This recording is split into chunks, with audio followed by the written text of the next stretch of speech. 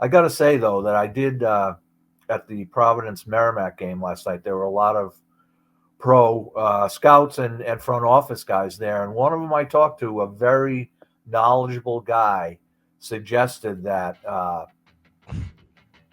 Noah Hanifin's close friendship with Charlie Coyle is going to be could be a factor in what happens.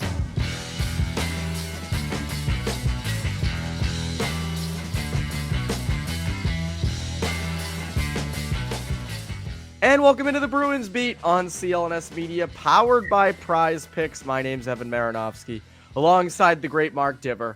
Div, what is up? Nothing much. Another weekend of hockey here. A lot of it. Yeah. we were just talking off camera, and so for people who don't know, this week is the prep playoffs, and it's a sprint. It's funny. I wish it was a little longer because you could kind of get more content out of it. It'd be a little more relaxed. But it's 1 week: Wednesday, Saturday, Sunday. With Sunday the championships for prep being held at Harvard, which is awesome, nearby and everything. So I think you'll be there, and I'll definitely be there. So we'll talk about the Bruins trade deadline as the action's happening in front of us. Yeah. So. Sorry, it should be good. I was distracted for a second. You were getting a text from a source. You're going to break the news right now. You're breaking the news. You're breaking the news right now. So that's valid. Anyways, something big happened on Thursday night. I don't know if you saw this. The Bruins finally held on to a lead. They didn't go to overtime. They did blow the lead. People forget they were up 3-0. They did blow the lead. That happened. But they pulled out a 5-4 win over Vegas. Bruce Cassidy got to flash his Stanley Cup ring, like he was Beyonce putting a ring on it throughout the game, which I thought was just spectacular. But they finally hold the lead. They get a Morgan Geekie hat trick, which I got to be honest, I don't think that was on my bingo card. No, none of us saw that coming. Nope. Never. But what did you think of the performance? What did you think of them? And we'll get into their bigger picture stuff in a bit. But what did you think of Thursday night? Well, I thought, the end result really is all that counts, right? Bottom line, you don't like the way that the leads keep slipping away, but I don't know. I think we've you and I have been kind of in agreement on this from day one, that this is a team that has holes, and lately in trying to hold on to leads, some of those holes have come up more often than maybe the team or the fan base would like. But the fact that they're picking up points. There's a lot of teams that would love to pick up the points that the Bruins have been picking up, even though points have been left on the table as well. They're still way up there in the standings. I feel like once the trade deadline is in the rearview mirror, that some guys may be able to settle down and play a little bit better, maybe, hopefully. But it's been I don't want to say it's been a rough ride, because the Bruins have had so much success in recent years that a rough ride is not the right description here. But I think last night was a positive sign. Now they got the Islanders on the road, and I think they got Toronto coming up. Mm-hmm. Those will be interesting tests to see, where they are, against those teams, and then the trade deadline after that. Yeah, I thought Thursday against Vegas, you get scoring. Boquist continues to motor. He's been, I think, 7 points in 7 games. You've got Geekie, who gets the hat trick, which again surprised everybody. People didn't realize. I think most people thought Pastrnak scored that. So when I think the Bruins realized it was a hat trick, because they started playing like the hats falling down graphic on the HTX. People were like, "Oh shoot, that hit more Geeky," and he was out there with Pastrnak. But then you also get that goal from Lowry, which I think is a good sign. I mean, I know that that's a one-timer, but I've liked him on the power play. I think he continues to look like I mean, we know this. That's his strength. But good to see him get one, especially at the Garden on Thursday. Yeah, I think the power play, that's his, that's his niche, I think, going forward, is going to be a power play guy. Now, I thought it was good. He made some mistakes last night. Okay. But overall, the rebound from what, frankly, was not a good performance on Monday night, that was a bad game for him. That was tough. But to bounce back and, have a reasonably good game, not perfect by any means, but, to play well and to score the winning goal there, good for him. I do. One thing that grinds my gears, though, a little bit is in social media, people calling that a snipe. When you go, crazy and I know that when you put it through the 5-hole, that is not a snipe. No, never. Go bar down, go top shelf, whatever. That's a snipe. Through the 5-hole, no. That's just hey, the goalie probably should have had it. That's what that is. That's exactly what, especially on a one-timer to the weak side. And I think that's always kind of, but he scores, and good for him. I think it helps with the confidence and everything. I forgot he had 3 goals on the season. It was a while in between when he gets sent down, but when he was up at the beginning of the year, he had a couple goals, and I'd forgotten about those. And but good to see him get on the score sheet. I think you look at just, they did almost blow it again. And I think that's where they did. I agree with you. They did it, and that's what matters. And you get the win. It's in regulation. And I guess instead of getting free hockey, fans got a really good game. So I think that was like a good trade-off for people who spent a lot of money to go to Vegas, Boston. But I still, they let teams surge on them. There are a lot of, and I know hockey's a game of ebbs and flows. We all know that.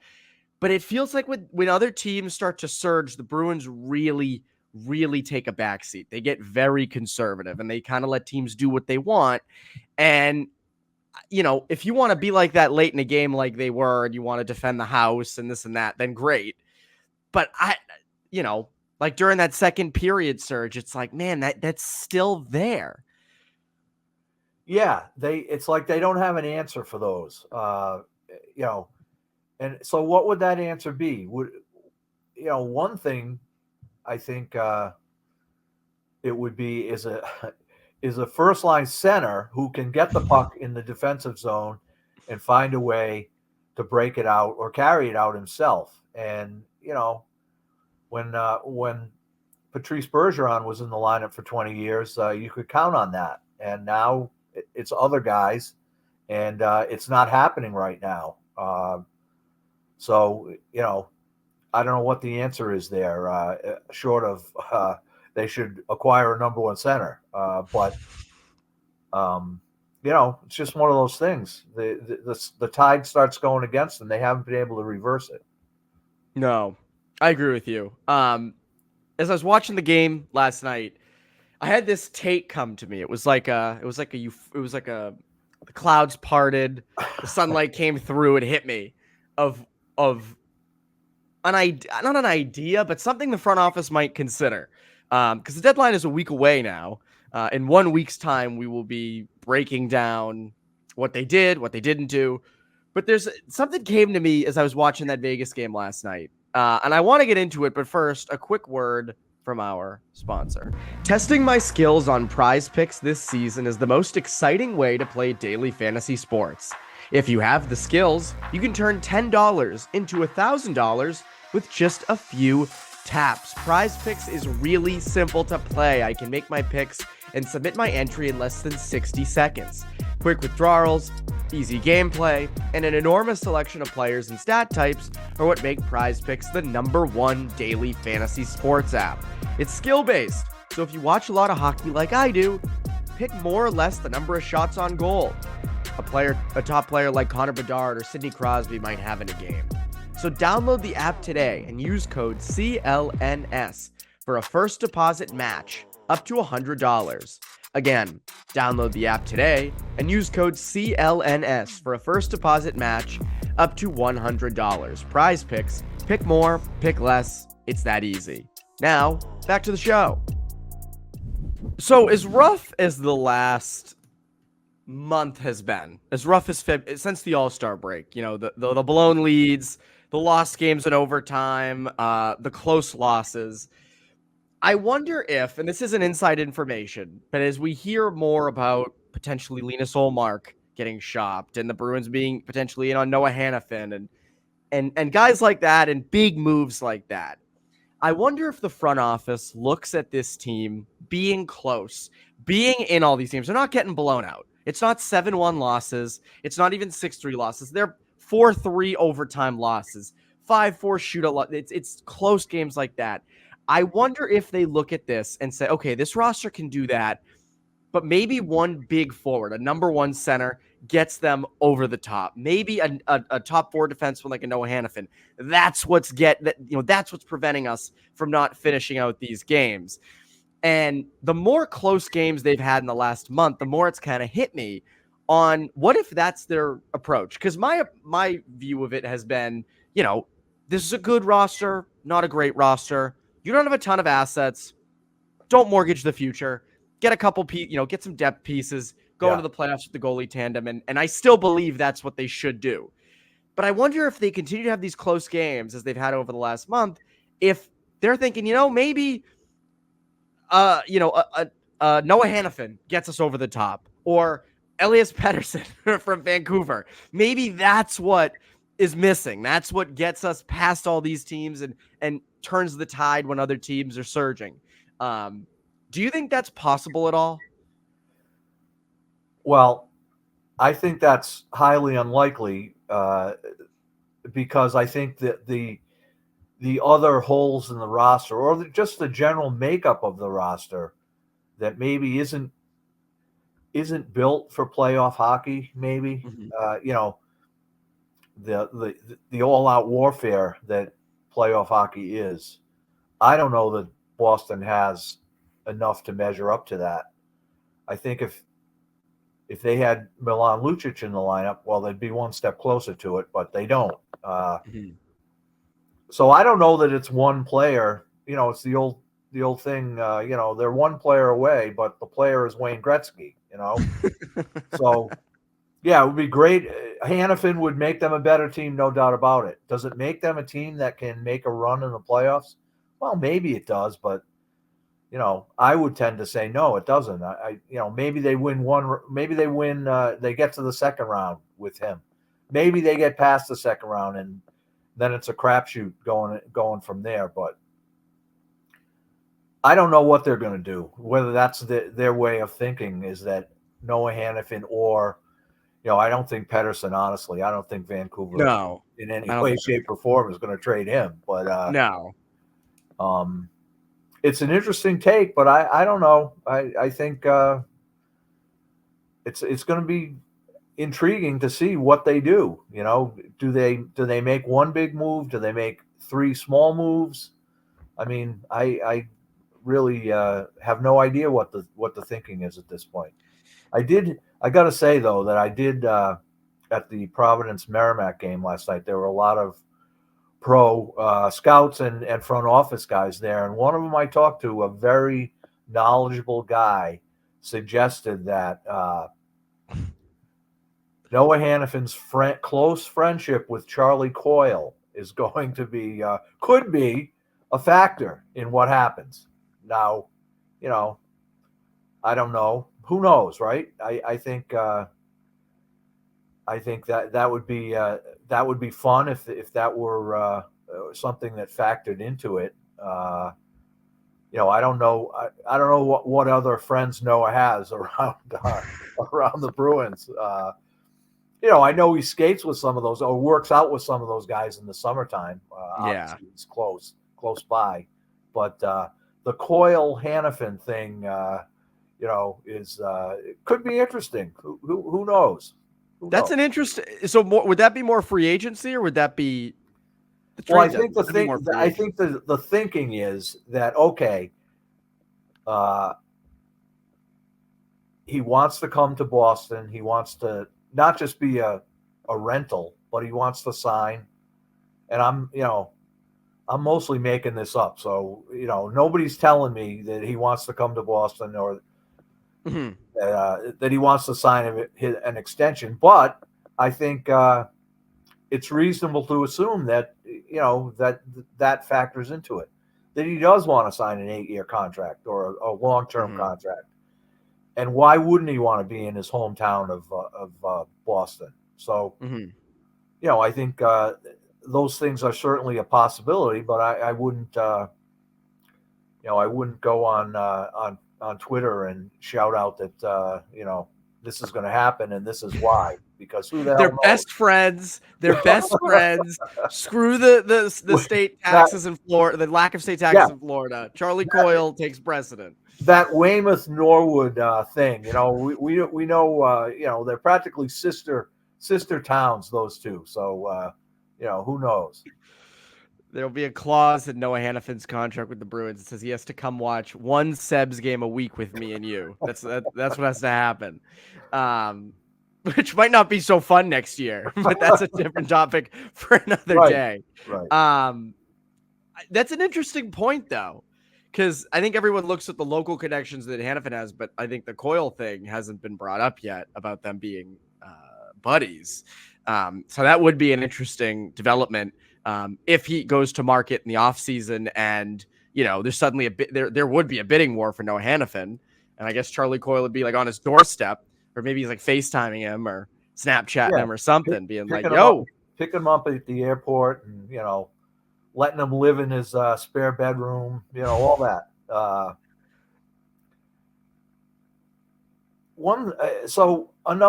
This same guy that I talked with last night, he wasn't saying that the Mark Stone trade, that's what Calgary is going to do. But what if Calgary, remember how little they got in that trade? Little the Senators got from Vegas for Mark Stone? Yes, I do. What if, who knows? What if it turned out something like that? What if, I don't know that Calgary got what it was looking for in the Tanev trade. So maybe Craig Conroy is, no doubt he's trying to, do better, I think, with a Noah Hanifin than he did with Tanev. But boy, that Mark Stone trade is kind of an outlier in terms of trades of big name players, impact players. For a guy that good, who, let's face it, captains the Stanley Cup champions, they didn't get much at all for him. No. Couple of players, a second round pick. I mean, I don't know what was going on there. It was, here's what it was. So at the 2019 trade deadline, Stone was traded to the Knights along with Tobias Lindberg in exchange for Eric Brandstrom, Oscar Lindberg, and a 2020 second round pick. So if that was a similar deal to what Calgary got for Hanifin this time around, and that's all it took, then it's different. But you also have to consider with the Bruins, to get Noah Hanifin, you would have to trade off roster pieces. Dump salary. You got to get rid of money. You got to get rid of money. Yeah. So, but I don't know. It'll be interesting. I want to continue this. I want to talk about potentially dumping salary, and I want to talk about what you think they should do at the deadline. But first, quick word from our friends over at Factor Meals. Factor's delicious, ready-to-eat meals make eating better every day easy. Wherever tomorrow takes you, be ready with pre-prepared, chef-crafted, and dietitian-approved meals delivered right to your door. There are 2-minute meals. Fuel up fast with Factor's restaurant-quality meals that are ready to heat and eat whenever you are. There's snacks, smoothies, and more. Discover a wide variety of easy options for the entire day, like breakfast, midday bites, and more. Sign up and save. We've done the math. Factor is less expensive than takeout, and every meal is dietitian approved to be nutritious and delicious. Factor is the perfect solution if you're looking for fast, upscale options done easily, and they're flexible for your schedule. Get as much or as little as you need by choosing 6 to 18 meals per week. Plus, you can pause or reschedule your deliveries anytime. And no prep, no mess meals. Factor meals are 100% ready to heat and ready to eat, and there's no prepping, cooking, or cleanup needed. So head to factormeals.com/Bruins50 and use code Bruins50 to get 50% off. That's code Bruins50 at factormeals.com/Bruins50 to get 50% off. Now, back to the show. So, we discussed, dumping salary. If you're going to go, if the Bruins were to go out and get like a Noah Hanifin, right? Whether or not it's to dump salary, I think the Jake DeBrusk situation continues to be really interesting. He talked the other day about it, said he is, worried. Things I don't think have gone the way he thought they would go. I don't think the team thought it would go this way. And DeBrusk, you and I have discussed DeBrusk a lot, both here and both at rinks. Like, we have discussed DeBrusk a ton. What do you see them doing with him? I think they have to trade him. They can't let him walk and get nothing. They have to get some kind of an asset or assets, ideally, in exchange for him. Whether it's another guy who's on an expiring deal, like Noah Hanifin, or something else, or they can't just allow him to walk at the end of the year. I don't think. Now you can say, yeah, well, they can the cap space they'll get, they can use that to fill that hole. Well, yeah, that's true, but ideally you would get something for him. I think you have to do it. I think the inconsistency and all of that gets gone over and over and over and over again, concerning Jake. You got to I don't think that's going to change. I think that's just the nature of the player. So I don't think you can let him walk at the end of the year and get nothing in return. So. It's interesting.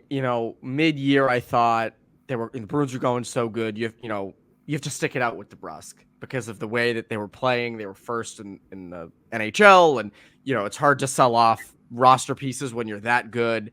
But as things have transpired over the last month, I come more to your side where it's like, let's be real. I mean, they're not calling this a bridge year, but it is sort of a transitional season where you have younger guys coming in and out of the lineup, and you're seeing what life is like without Bergeron and Krejci still.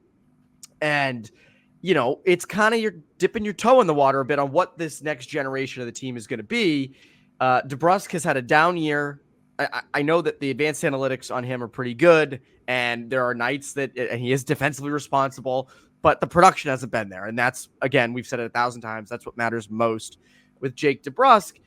And I do wonder if, at this point, you deal him.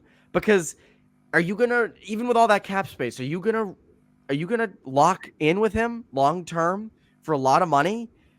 It's clear that he probably needs a legitimate number one center or a legit, stable, high-producing center with him. I don't know if that's on the roster right now.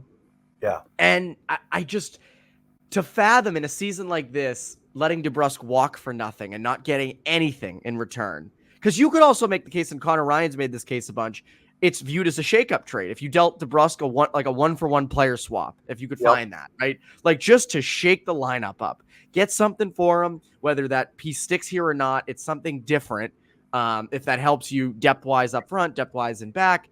If it's a struggling player for struggling player type swap, a Zacha for Hala swap, where you're understanding that DeBrusk's ceiling is higher, but you're going out and getting someone that might be a little more stable in the bottom six.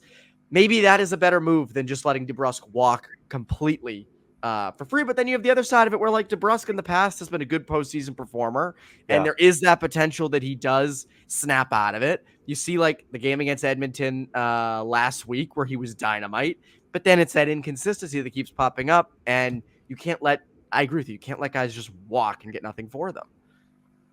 Yeah, and I mean, the narrative with him just keeps going on and on with the inconsistency. Yeah, he had that good game in Edmonton. What about, was it Monday night's game? He sails in on a breakaway, I think, with, I don't know, in the last few minutes of the game, with the game on his stick, and the goalie makes the save. And, what if Jake had buried that? What if he had scored there and the Bruins won without going to overtime? I think maybe it was in overtime. I forget, but I think that was in overtime, okay. But I could be misremembering it. But I mean, that's kind of typical of sort of, Jake going along here in a rough year. Is he gets a great chance like that and comes this close to, a positive, what would have been a very positive ending there, and it just didn't happen. So it's tough. He's I mean, like I said, you can't let him walk for nothing. And get nothing in return. I don't think. What if? Do you remember a couple of years ago? Now the Bruins weren't in. The Rangers weren't in this situation where the Bruins are. But do you remember when the Rangers sent a letter to their season ticket holders saying, how could I forget? Tim Schaller made him do it.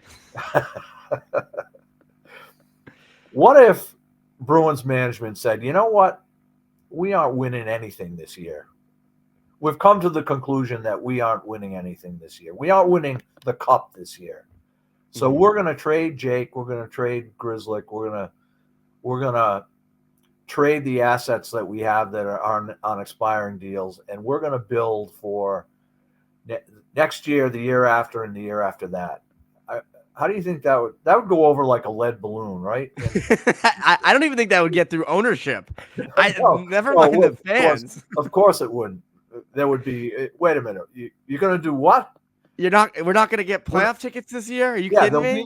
There'll be no playoff. We're raising season ticket prices here. We can't do this. But it's just an interesting. That's a very interesting idea, because I don't think that's like long term, right? Look at what the Rangers have done, right? Yeah. The Rangers have, they decided to kind of rebuild quickly. Now they did get lucky with getting the first and second overall pick, but those guys have done like not much. So it is interesting that they rebuilt and they did not like fully hit on those picks. You guys like Adam Fox and others, factoring in, but there is an argument to be made, right? Like, let's just play this game. And I said this at the beginning of the year, if they sucked, they would have pieces to trade. DeBrusk, Forbert, Grzelcyk, James Van Riemsdyk. Who's been on my case about Van Riemsdyk trading him and getting like a lot of assets is Carl Corazzini. Carl wants to deal Van Riemsdyk because he's like, it's going to get a lot. And I don't think he's wrong. Like, I think that a playoff contender, if you really were to wave the white flag and say, we're going to just play out the rest of the season with the guys we have who are not on expiring deals, and we're going to deal everybody else, and, we'll see what happens. Probably end up being like third in the Atlantic or something and being out in the first round. But at any point, a playoff contender would love a James Van Riemsdyk, I would think. A reliable veteran who is going to produce and can run the net front on the power play and can play with good players. Like, I would think that would get you something. And I think if they were to do that, and I don't think they do this, by the way, I don't think they do this, but if they did, and they found a way to, recoup a bunch of draft picks, make their picks, develop these guys well, I mean, they're kind of in the Rangers spot that the Rangers are in now, probably in a year or two, So I think that would be received so poorly by fans and ownership. But I think in the long run, that actually might not be the worst idea. Well, I mean, I think that isn't that moment coming at some point? Maybe not this year, maybe, I don't know, next year, the year after. At some point, I think they're going to have to, they're going to have to bite the bullet and just go through that process that teams go through every once in a while. You don't want it to fall apart to the point where you're like the Buffalo Sabres or the Detroit Red Wings, who, now are good again, but geez, how long is it taking? I read the prospect rankings this week. Buffalo's got the number one stable of prospects. They got this guy and they got this guy, and holy cow, they got this guy. And they're going to miss the playoffs for like the 9 millionth year. Yeah. Good for them. Good on that. At least they can rank number one in prospects, Right. Right. But, at some point it's going to go the other way for the Bruins, I think, because that's how it usually goes with teams. And maybe, facing reality a little bit here right now might advance the process. I don't know. But like you say, it's not happening. So they're not going to do it. They're not going to throw in the towel, I don't think, so, there it is. It's a pipe dream, I guess, or a wild scenario, but probably not going to happen. No, it probably won't. But like I'm writing down right now, right? If you were to say the future core of the Bruins, the core players, Pastrnak, Patra, Coyle, Zaka up front. That's assuming Marchand's older now, so it doesn't factor in. DeBrusk is probably gone, so that doesn't factor in. I don't think I'm missing anybody in terms of future core, like core pillars of the team up front. And if I am, please remind me. On D, McAvoy, Carlo, Lindholm, Lowry, and in net Swayman. And so this is where like it hits with them in terms of, if they were to do, it would be a retool because those guys are probably all safe. I don't think those guys are getting dealt. So you're dealing the outskirts guys, you're recouping picks, you're looking to bolster through that. But at the same time, you can make the case like, is that, maybe adding a number one center changes up that whole core, maybe adding a legit number one. And we're back to where we started at the beginning of the year. We were saying the exact same things at the beginning of the year. So I don't know, but you're right. It's not going to happen. They're not going to do that. They're going to continue to try to compete. The question is this core good enough to win a Stanley Cup? Before we go, what do you think they do at this deadline? If they can't make a swing for the fences trade, like, just for the sake of discussion, a deal that starts with DeBrusk going one way and Hanifin coming this way, then I think they make smaller deals, kind of around the edges, a physical defenseman, maybe a winger that can, a guy who can win faceoffs.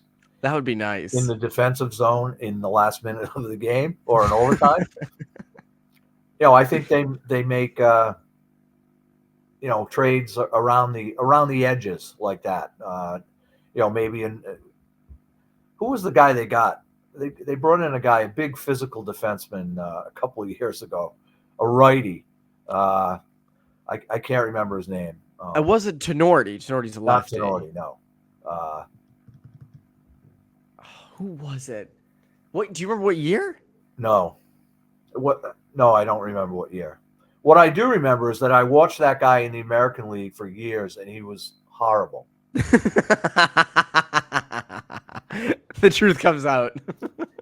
I think he's still in the league. I don't know why I can't remember his name, but was Cassidy the coach, or was it before then? Cassidy was the coach. Yeah. But anyway, I'm getting off my point here. I think I don't think they will make a trade for a guy that's horrible in the American League, but they might. A guy on the fringes of, not a top 4D, but a guy who can just clear the front of the net, bang bodies, maybe fight a little. Maybe I'm not suggesting they should make a trade for Jeremy Lozon, who got the wheels beat off him last night in a fight. But that kind of, I have not seen that fight yet. I gotta go watch that. That kind of guy, not him, but somebody along those lines. So I think either the big swing, which I'm hoping for, or smaller deals around the edges that kind of make you marginally better and fill a couple of holes, that you have. I think, something along those lines is probably what will happen. But who knows? The one thing about the Bruins and Don Sweeney is a lot of times in the end, they come up with guys that you never thought that they would trade for.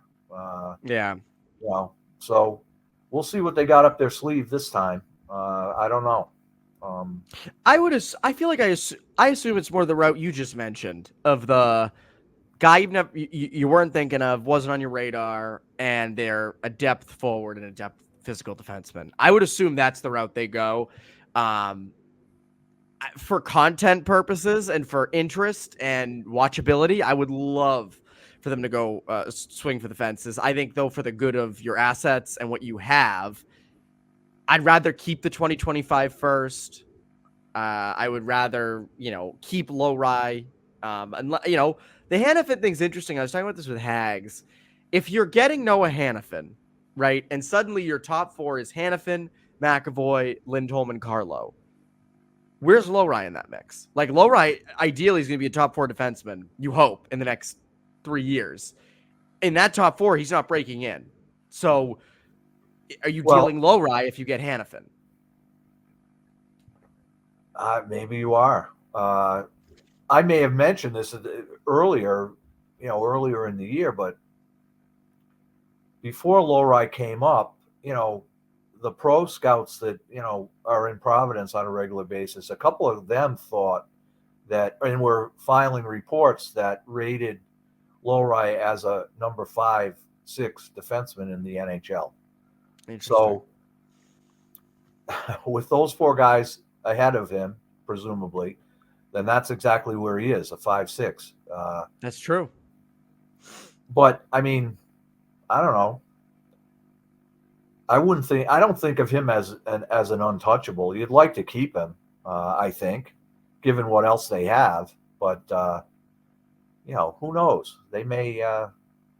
No, I'm not saying that they're going to trade him or that they should trade him, but I'm just saying he shouldn't be untouchable. Mm-hmm. Yeah, don't. I can get on board with that. But yeah, I'm interested to see what they do. It's a week away. It's coming up quick. And I'm curious to see. There's already been some fireworks. Tanev going to Dallas. You got Lyubushkin going back to Toronto. I know there's probably gonna be more this weekend and next week, as there always is around this time of year. People just trashing Lyubushkin in the Toronto. It's like, I haven't. I'm an eye test guy, right? I'm not looking at any numbers that might say that he's awful, but I don't know. I always kind of liked him. I don't remember him a ton from when he was in Toronto. I know he used to always go down when hit. I do remember that. That was a common theme. But I don't remember the ins and outs of his game. I know he was in Anaheim, obviously, just now. But I mean, I always thought of him as, this guy plays hard. He uses the body. Doesn't hesitate. Not the worst guy in the world. But some of the people in Toronto who have watched him a lot more than me seem to think that he just stinks. So good luck to them with that project. Another middling defenseman. They love getting like middle tier defensemen at the deadline and hyping them up like they're friggin' Bobby Orr. They had him once and they thought so much of him they got rid of him, but now they're bringing him back. Bruins acquired John Moore at this trade deadline. That's what's gonna happen next. Yeah. Anyways, this is always fun. Lots of trade deadline stuff. What can people look for from you in the next coming week or so? What do you got going on? Not a whole lot. Just going to games. Nothing really pressing. The New England Hockey Journal thing I'm working on for down the road, on one and dones and Smith, Leonard, Perreault, Celebrini. What do they do? Are they out of here? Or are they coming back for another year? I'm working on that and just going to a lot of games. So I'm looking forward to this weekend. I'm going to the Springfield Providence game tonight. We'll see who shows up. We'll see. What does this trade deadline? Does this impact the Providence Bruins? Do they lose guys off their roster? I don't know.